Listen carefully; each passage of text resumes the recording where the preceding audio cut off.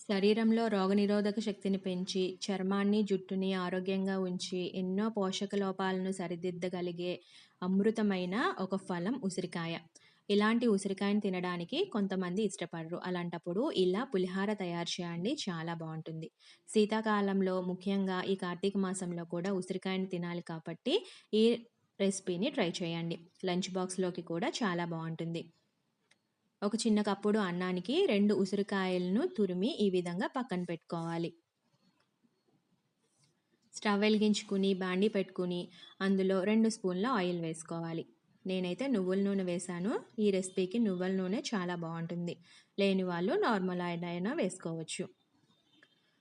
నూనె వేడెక్కిన తర్వాత వేరుశనగ గుళ్ళు వేసి వేయించుకోవాలి. ఇవి కొంచెం వేగిన తర్వాత మిగిలిన పోపు దినుసులు వేసుకోవాలి. ఆవాలు, జీలకర్ర, మినపప్పు, శనగపప్పు వేసి వేయించుకోవాలి.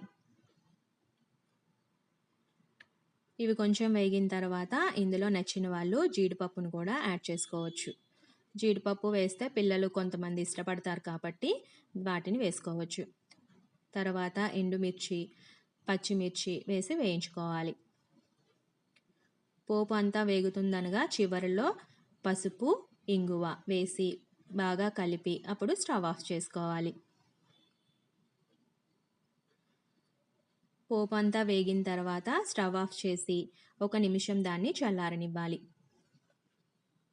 ఇలా చల్లారిన తర్వాత మాత్రమే మనం ముందుగా తురిమి పెట్టుకున్న ఉసిరికాయ తురుమును అందులో వేసుకోవాలి.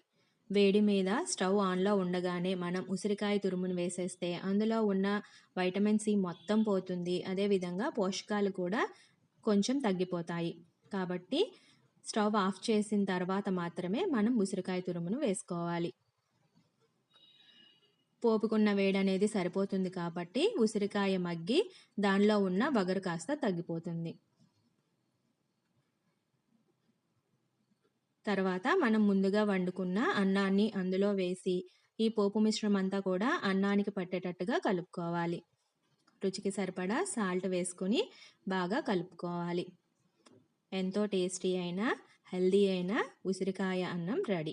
లైక్ చేయండి, షేర్ చేయండి, సబ్స్క్రైబ్ చేయండి.